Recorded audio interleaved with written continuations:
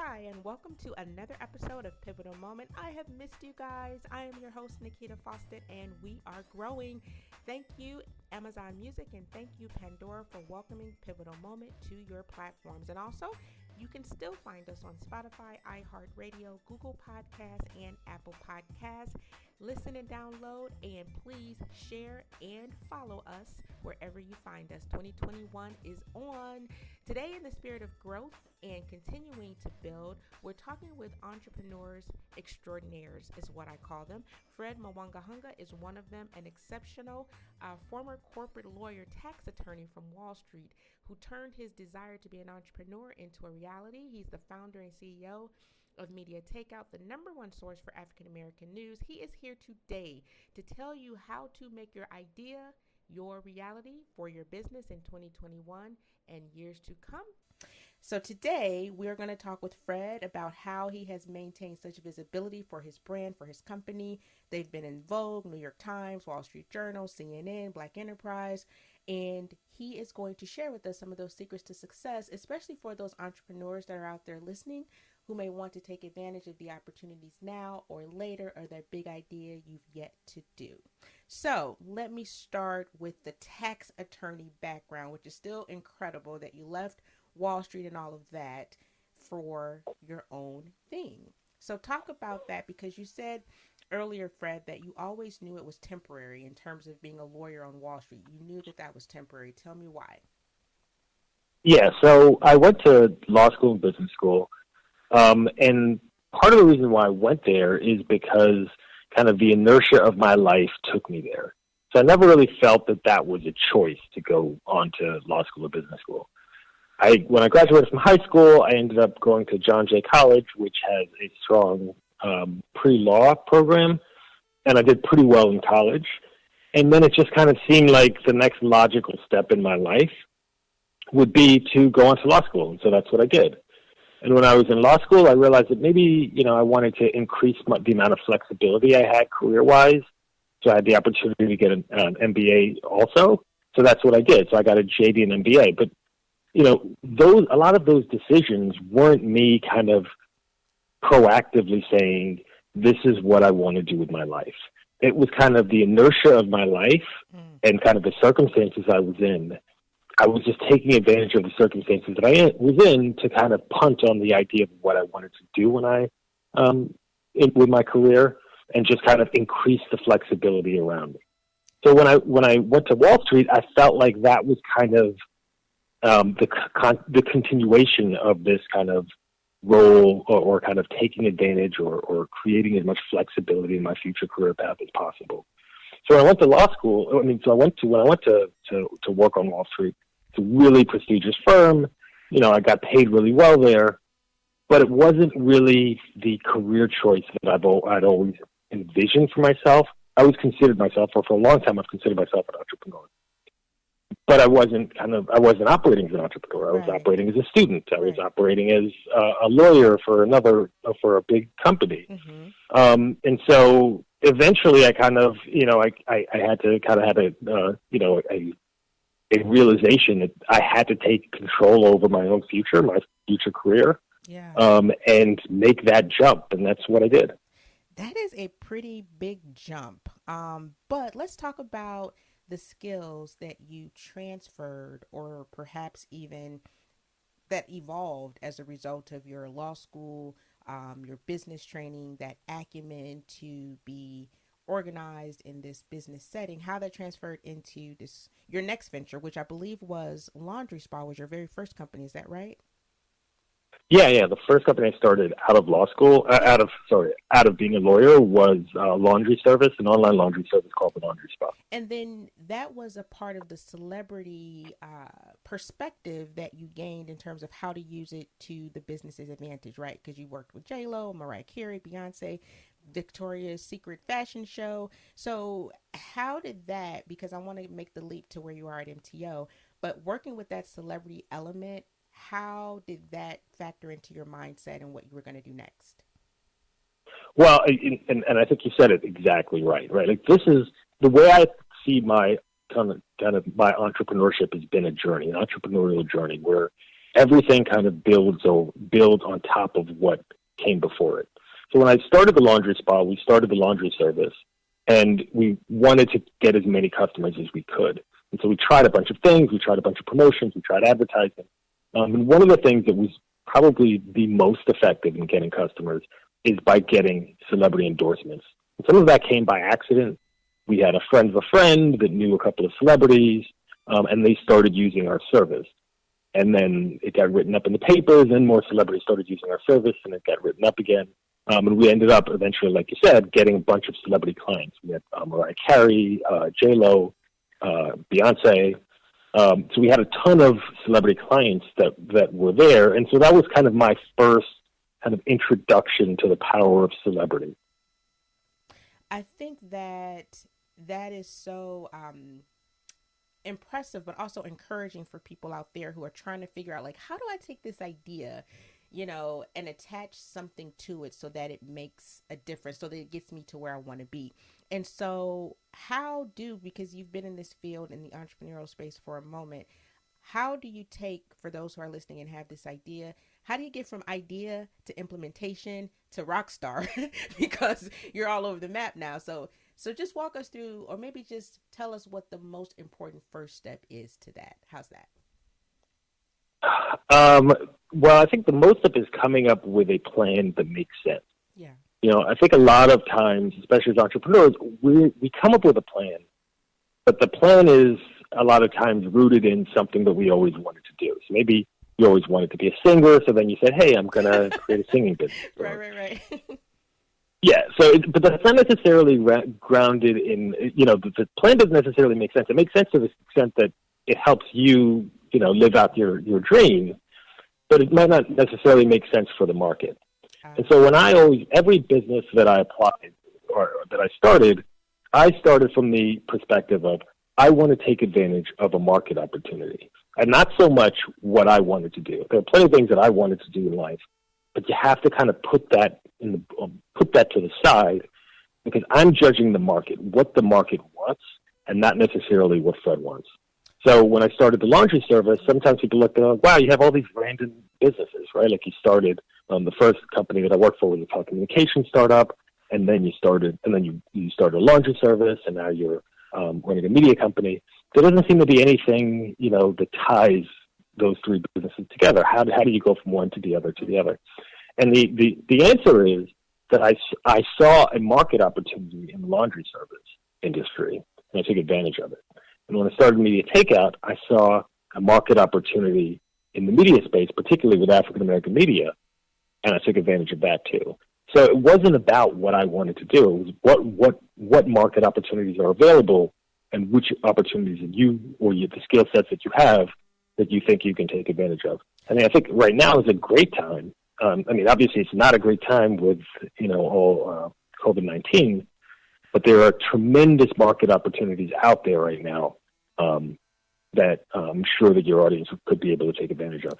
I agree with that wholeheartedly, and I really think that's a really smart way of thinking about things, Fred, in terms of industry first, not me first, because that's going to lead you to that next opportunity as it has worked for you. So you founded MTO, Media Takeout, and based on your background, your success, you could have probably gone into any kind of business and found success and clients and space in this global market, but you chose online news specifically and around Black culture. Why that particular business?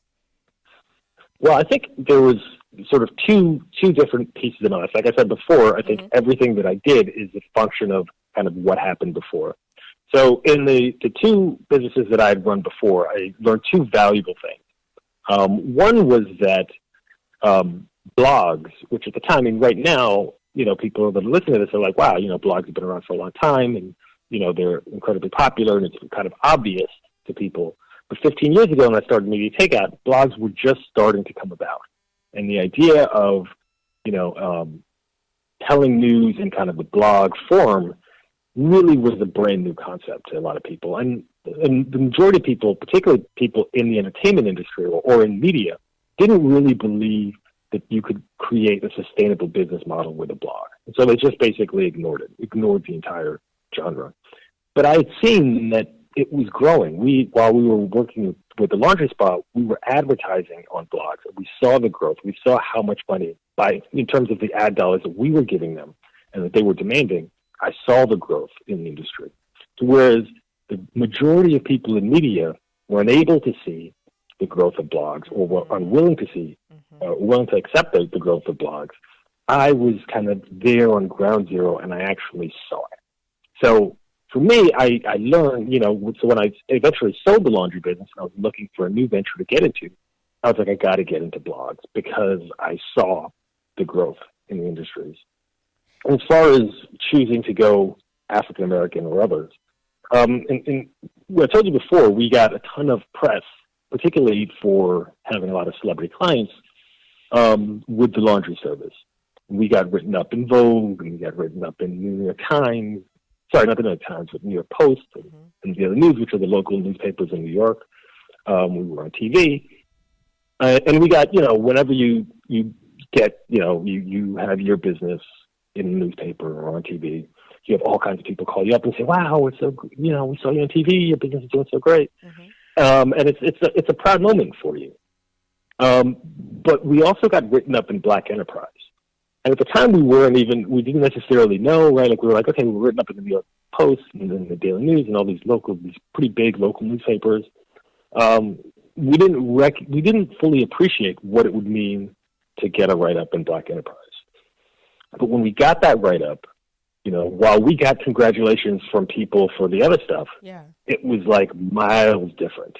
So whereas maybe you got like a couple of like Facebook posts, Facebook messages from the New York Post or the Daily News, we got literally hundreds from Black Enterprise. It seems like every Black person that we ever met saw us in Black Enterprise. You gotta love Black Enterprise. They were saying, it's the place. It's the right. And, it's everything. And it wasn't like they were just saying congratulations. There were people that saying, I want to invest in your business. Oh, that's awesome. People offering business advice. People saying that they want to quit their job and come work for us. It was amazing, the response that we got. And, it really just kind of, because when we started the laundry service, we just didn't really understand. I mean, I'm Black. My wife, who was my partner at the time, is Black too. So we're Black people, right? But we didn't really understand, the power of our community. But after that, when we saw the response that we got from that Black Enterprise piece, we both said, whatever business we start next, we are going to take advantage, or we're going to look to focus on the African American community, because they are so hungry we are so hungry to see successful businesses that we're willing to support. You always hear people say, oh, Black people don't support businesses and whatever. We support our businesses, but if the businesses are doing well and serving us properly, we'll support them. So that was kind of the culmination of those two things made it obvious to me that I was, one, going to go into the blog space, and two, I was going to go in the blog space and create a blog particularly aimed at serving the African-American community market. I love that you made that decision, because we do want, need, and thrive off of content and businesses that support us. I think that's so important. And another thing, because of that moment, and I think you said it kind of changed the direction of everything. It's a game changer, if you will. And so this show is called Pivotal Moment, about the moment that changed it all. Would you say that was your moment that really changed the whole trajectory, or was it something else? Yeah, I mean, I think that, especially looking back at the laundry spa, and there were a lot of great things that happened to us there. We had a great exit from the company. After selling it, we had, like I said, we got a lot of great celebrity clients. We did the Victoria's Secret fashion show. So there's a lot of highlights in that kind of space. But the point that sticks out most to me was after getting featured in Black Enterprise, the response of the public. That meant more to me than anything else that we ever did at that business. And it was precisely what was that pushed me and my wife to start MediaTakeOut. Right, like our main competitors at the time were BET, right? A gigantic brand, Essence, gigantic. These are multi-billion-dollar companies that were going to be our competitors. And so they had a ton of reasons why they had advantages over us, right? They had more money, they had larger staffs, they had history, they had better brand recognition, right? There were millions of reasons why they should have beaten us in that space. But if I focused only on those things, then I wouldn't have even entered the arena. So what I decided to do instead is say, okay, well, while they have all these advantages over us, are there places where we, being a smaller company, a startup company, have advantages over them? And the places where we did have it is, one, I think we understood where the blogosphere or the industry was going better than I think a lot of the people there. And two, like you said, we had the ability to quickly respond to the market. So because we were smaller, we were just a lot more agile. When decisions needed to be made about changing direction of the company, we were able to make those decisions in minutes or hours or days.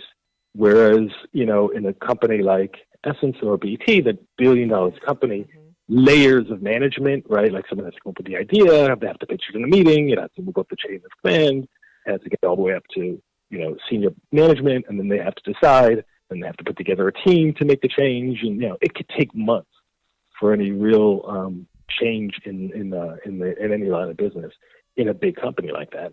Whereas as a small company, we were able to make the changes quickly, right? Like if we decided that people are less interested in Mary J. Blige and more interested in Beyonce, we can make that decision fairly quickly over the course of, an afternoon. Whereas it could take them, months to come up with that, to make the decision to change kind of editorial direction. And so that's part of what we took advantage of then. And that's a lot of what we do. I mean, while we've grown as a company, we've still tried to maintain a relatively small and open culture here where we could still make those decisions pretty quickly.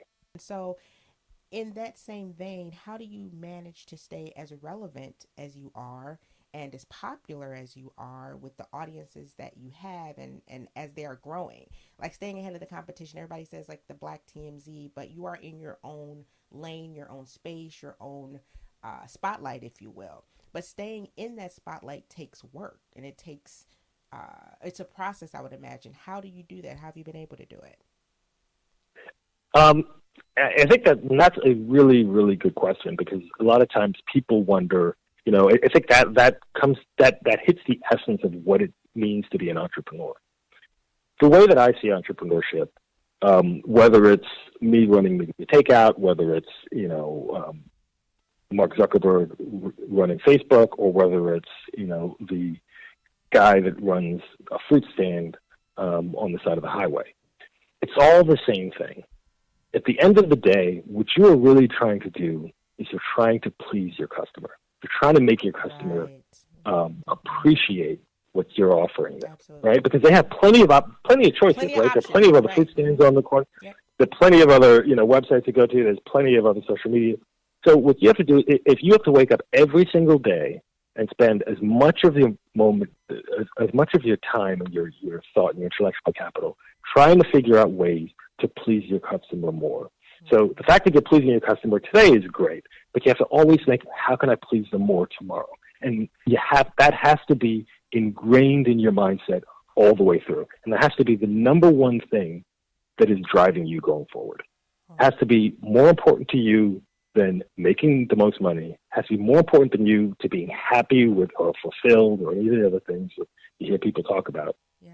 What entrepreneurship is about keeping your customer happy and finding new ways to serve your customer. And so long as you keep that in your mindset and you're always thinking like that, and you're continuing to kind of operate like that, I think you'll do fine. So what does that mean from a practical standpoint? If you have your mindset like that, what does that mean? Well, that means you're constantly trying to get out of the role of, or kind of move yourself out of the role of, Fred, the head of the company, and try and think of yourself as Fred, the consumer that is a MediaTakeOut reader. What is it that they want? What is it that they like? What is it that they want more of? what is it? How can I make them have a better experience? How can I make them, and that is the end. That is what that's what drives what in business terms is called top line growth, right? Like that, there's all other kinds of other things you have to worry about, right? Like you have to worry about keeping your costs under control, managing your employees, all that other stuff. But your most important thing that you have to do is continue to grow top line. So for us, it's continue to grow leadership. For other companies, it could be something else. But at the end of the day, that's what you do. That's what every single day you think about. And so, when I wake up in the morning in my job, after 14 years, it's, I'm no longer, I've kind of handed off all the editorial stuff to other people at the company. What my job is every day is to wake up in the morning and figure out, how can I, 6 months from now, make the people like MediaTakeOut even better? How can I, a year from now, make them, that's my job. That's what, when I get up in the morning, that's what I do. When I go into work, that's what I spend all day doing. When I'm sitting in thought, thinking, that's what I'm usually thinking about. And that's when you just accept that. And I think that for a lot of entrepreneurs, that's not the reason why they went into entrepreneurship. They maybe went into entrepreneurship because they were like, I don't want to have a boss. Yeah. Or they went into entrepreneurship because they said, I don't like people telling me what to do. Or they went to entrepreneurship because they said, I want to make more money. Or they went to entrepreneurship and saying, I want to, there's a lot of reasons why you can go into it. And which is fine. There are a lot of drivers to drive you into this. But once you've committed that this is what you want to do, you have to accept. And it's a hard thing to accept for a lot of people, that it's really not about you. It's really not about how much fun you have or whether you like it or not. It's really not about how much money you make or how much, money you lose. It really is about, if you're going to be successful and you're going to be in this long term, it really is about how can you continue to provide more and better for your customers. That is a good vantage point, and really likely the one that makes the most difference, as you're saying. And so I want to ask, because you mentioned getting up in the morning and wanting to please your customers, making sure that they are satisfied. How do you keep your finger on the pulse of what that satisfaction is? Meaning, what are you reading? What media are you consuming? How are you ascertaining what the needs are on a daily basis, so that 6 months out, a year from now, you can say, hey, you know what? My customers need more of this, less of this, and this is how we're going to do it. Like, what do you do? That's the hard part, right? Because, and that's why the job is, that's why the job is so hard, right? That's why it doesn't take 2 hours to do it or whatever. That's why I work, 12 or 14-hour days. Because that's what I'll do. So as far as what I'll consume, I'll try and consume it all. I'll try and consume as much as I can. But then as I'm reading it, I'm trying to read it from the perspective of trying to understand what it is what does this article that I read tell me about, how to make the people like MediaTakeOut more, right? So you can read an article, like, for example, let's say I'm reading an article about the changes in the online ad industry, right? And that there's a ton of good information that you can get out of that article. But if you kind of look at it from the perspective, you can say, okay, they're talking about all these new ad units that are coming out, and they're talking about, all these new places to purchase ads or whatever, which is fine and which is great, and which is interesting, which is something that you have to do in this industry that I'm in. But if you look at it from the consumer standpoint, you might say, okay, well, yes, I'm looking at what ad units are out there, but are there particular ad units that maybe the people will like more than other ad units, right? And that might not have anything to do with what the article is, right? The article is just telling you the different ad units and where the industry is going. But you can say, well, our people or our readers tend to like this ad unit better than the other ad unit. So maybe the market is going in this place, right? And which is the article, what the intention of the article, telling you the direction of the ad market.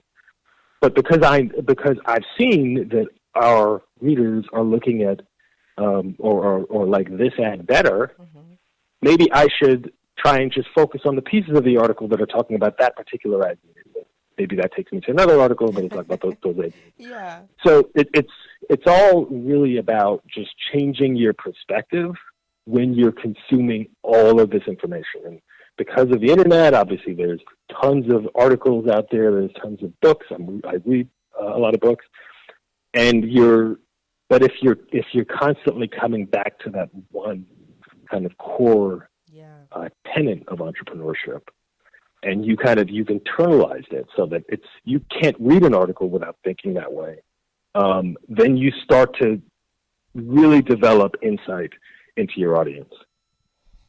What, speaking of things that you consume, things that you read, what's the most important book that you've read that has impacted where you are? I think the books that have impacted me the most are autobiographies written by other entrepreneurs. So there's a bunch of great ones, right? Like there's Russell Simmons has a great one. Sam Walton, the founder of Walmart, has a great one. There's one about written by Commodore Vanderbilt, who back in the 19th century, which I think that one has really helped me. So there, and what you do is as you read them, right? Like obviously, if you're reading an autobiography by Commodore Vanderbilt, right, who started off as a shipper, right? Like he shipped people and things on sea, and eventually he transitioned over to railroads. And you're wondering, well, what does that have to do with media? Yeah. But you find that along the way he talks about he started with a single ferry, and then he turned into probably the richest man in history, right? So there's a lot of pieces that that went along there, right? Like, how does he get from one ferry to two ferries? How does he get from two ferries to 10 ferries? How does he get from 10 ferries? And then you have kind of the big transition, right? Where you are a wealthy man, or he was a wealthy man with a incredible shipping business, and he sold it all and turned and went into railroads, right? And I think he went to railroads when he was in his 50s or 60s, and then turned into to monopolize railroads. So there are all kinds of stages in his life that you can gain insight to, right? Like you can gain insight if you're at the point of your life where you're like, okay, well, I want to make a transition from one business to another. How do I do that, right? Well, Commodore Vanderbilt tells you how he did it, right? And he'll explain step by step everything that he did. Yeah, this is what he did, and this is what happened when he tried to do this, and this is what other people did. This is what his competitors did when he did this, and this is how he was able to enter the market. So there's all this insight that's there, and the great thing about this insight is it's actually coming from the person who's in the situation. Right. And it's not only coming from a person that was in the situation, it's coming from a person that was in the situation and ended up winning, right? So it's like, you're not reading the art. Right. I love that, yeah. You're not just reading what somebody thinks to do. This is what somebody in fact did, and this is somebody that in fact did it and in fact won. So, awesome. A lot of times when you're taking advice from people, I think it's important to take advice from people that actually not just were in the situation, but won. But came out of the situation and won the situation, right? Amen. A lot of people could have been in the situation, and you don't want to necessarily turn out the way they did, right? So maybe that's not the best advice. So speaking of, what is the best advice you've ever gotten, and who gave it to you? I've gotten a bunch of good advice. I think one piece of advice that I got, and this is pretty specific advice. It's advice that I think it may be specific to the industry I'm in, so I'll caveat it to that. But there was a good friend of mine. He ran an African American media company, and his African American media company was growing very quickly. And what happens a lot of times is when your company starts growing quickly, a lot of people come to you and they want to invest. So they'll say, hey, I want to invest in your company. I have all these millions of dollars I can give you to help you grow your business. And it's very tempting at that point to take that investment. So what he did at the time is he was faced with, he wanted to grow the business, and he had tons of people that were willing to invest in his company. And so that person, they had a choice. They could have brought in a bunch of equity investors or people that wanted to take percentages of the company in return for the money. But that would mean that he wouldn't have 100% ownership of the company anymore. He'd have partners. And then he was also given an offer from a bank that said, hey, we'll give you a loan. Yeah. You can keep 100% of your company. You just have to pay us back interest payments every month. until you pay off this loan. Sure. Uh-huh.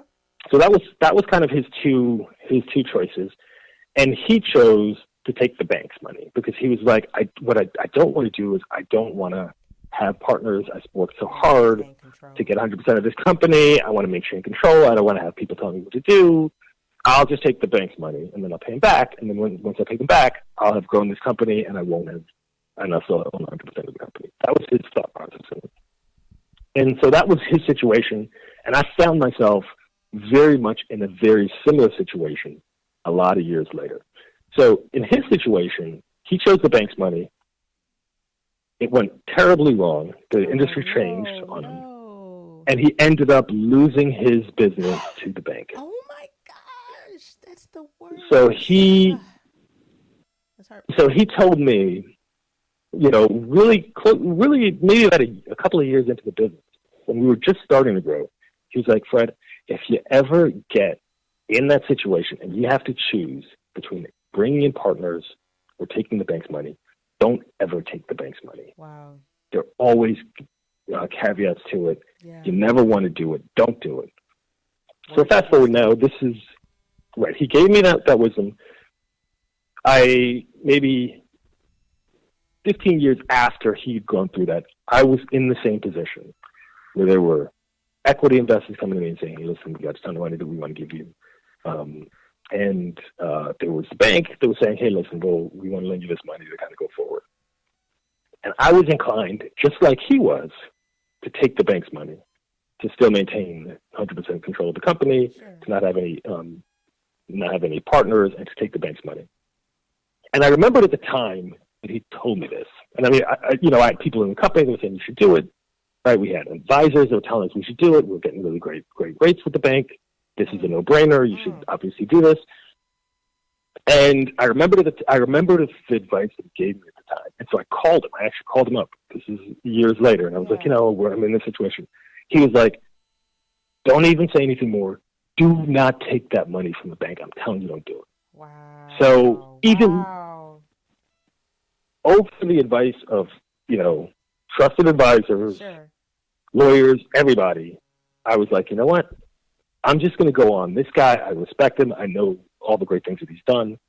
I am going to just, for no other reason other than that this person said it, even though it goes against even my thinking, I'm just going to take his word for it, and I'm going to say no. And eventually I said no to the bank. At the time, I also said no to the equity partners, and just said no to everybody. Okay. One of our biggest competitors at the time was in the same position, and they took the money from the bank. So obviously at the time I'm like, wow, now this, one of our biggest competitors now has, an extra, I think it was $11-12 million more than us. They're going to be able to grow. I was like, oh my God, maybe I made the wrong choice. It was the same bank that was going to give us the money, right? Wow. So it was like, they just literally, they were like, oh yeah, you don't want to take it? Okay, great. We'll go to your, right. So I was like, oh my God, I can't believe it. I don't know what I did. It was the wrong move, blah, blah. It turns out that my friend who gave me the advice was absolutely right. Wow. I shouldn't have taken the money.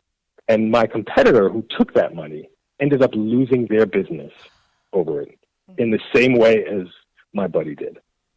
Wow. So they say those hard lessons you have them not for your benefit, but for someone else's. So that saved you. Right. And, sometimes there are people out there, especially if you respect them and they're telling you something and they're like, you think at the time that you figure everything out, you can, it, you can guard against these risks. This would never happen to you. Sometimes you're just better off listening to people that have been down that road. Yes. Even if it doesn't make sense to you why you're listening to them, it doesn't make sense. But if you trust them and you believe in them, and they're very, very certain in it, that's right, sometimes you just got to listen. And it paid off because you are still winning and someone else did not. So good call. We're still here and we're doing very well. You're doing extremely well. What is next for you, by the way? What new venture, what new project, what are we going to be expecting? So as far as going on in the future, I think what we're really trying to do is continue on this journey that we've started, right? Like when we started 15 years ago, the internet, people were just starting to kind of get onto smartphones. You know, a large number of our readers still had dial-up access to the internet. Right? Oh, goodness. And now think about where we are now 15 years later, right? So the industries have completely changed, right? Like the introduction of social media, there's all an entirely new industry that's there.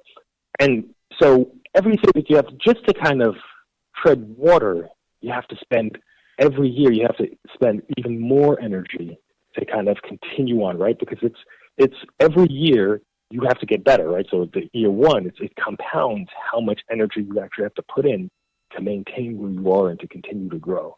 And so, you know, so in some part, you say, you know, well, we're just going to continue to do what we're doing right now. That might sound like, okay, we're just sitting around, but it really isn't. There's an incredible amount of innovation that takes place just to maintain where you are, or just to maintain a relatively, you know, reasonable rate of growth for the company. So that's the idea. The idea is to sit down and wake up every morning to think about the people that read MediaTakeOut and think about how we can make their lives better. And that's exactly what we do. That's exactly what I wake up every morning and show up to the office and do. And that's what we're going to continue to do. Now, as far as personally, I mean, I've been around now for 15 years in the industry. And I have a lot of industry knowledge. And, you know, a lot of times when I think about kind of my entrepreneurial journey, right, in 2004 or 2003, when I started with my first business, I think about it right now, I think about how I just didn't have that many people to give me real information about what it's like to start a business, the problems that you're going to have, particularly problems, you know, which are different. You know, there are particular problems that women businesses face. And, you know, a lot of those I don't understand. But there are particular challenges that an African-American or a minority would face when they're starting a business that I think is different. So, you know, while I can read Sam Walton's book or read Commodore Vanderbilt's book, you know, they didn't have to deal with the black issue, right? These are the additional layer. So, yeah, it's an additional layer. It just changes things. It just changes your perspective on a lot of different things.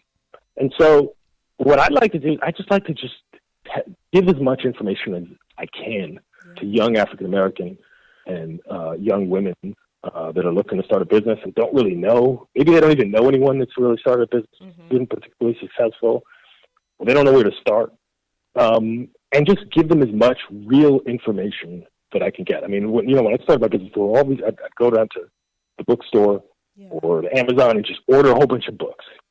And people were telling you all these different things. And a lot of times the people that are writing the book never ran a successful business in their life. The only successful business that they've ever ran is selling you advice on how to start a business. That's the only successful business. And that's 99% of the books that are out there. So how do you know? Especially tell you how to do it. Right. So how, as a young entrepreneur, are you able to even distinguish whether or not the advice is good or not? It all sounds good, right? Like they figure it out. They figure out a way to put it out. It doesn't mean that it's good advice, but it sounds good. It looks good. It reads good, right? And so a lot of times you're following this stuff, and it's just not good advice. And a lot of times the people that are out there that actually do have this advice, maybe they're too busy to share it for you, to share the information with you. A lot of times they don't want to necessarily share it, right? And maybe they're like, wow, I got to hold on to this knowledge now because it's going to help me in my next business, right? Right. So, I think I'm at the point right now in my career where I'm not necessarily worried about hoarding this knowledge. It's out there. It's just going to take a long time to look at it. So I'm hoping over the next couple of years to just kind of put my story out there and to give as much business advice as I can to young African-American entrepreneurs.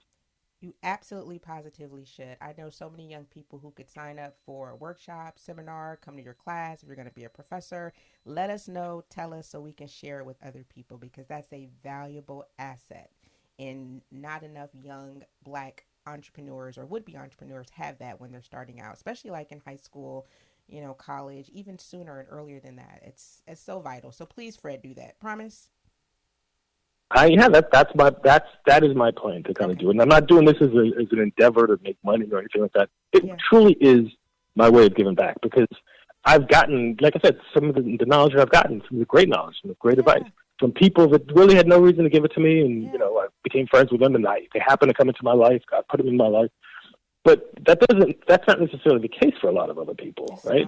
For whatever reason. I mean, a lot of times it was an accident, right? Like the way I met this person was an accident. Mm-hmm. And if that accident didn't happen to you, maybe you wouldn't have gotten this advice. So the hope is that, in time, everyone, there'll be 50 Freds out there talking about it and telling all this stuff. Saturate the market with knowledge, We could do That's worse. Right. That's right. We could do worse.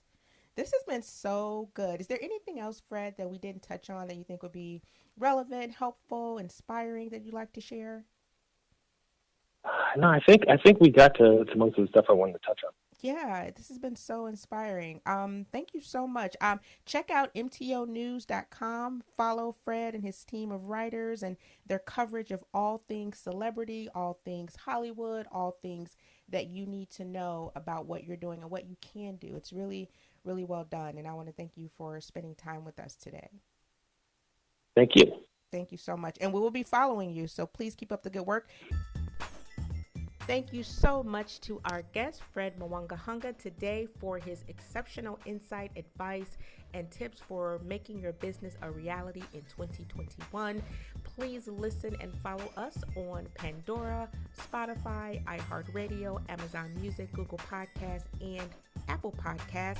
And also follow MTO News to see what Fred and his team are finding and reporting. It is the Black TMZ, as they say, and they are doing an exceptional job of telling our stories like no other. Thank you to our guests. Please take your business, make it a reality today.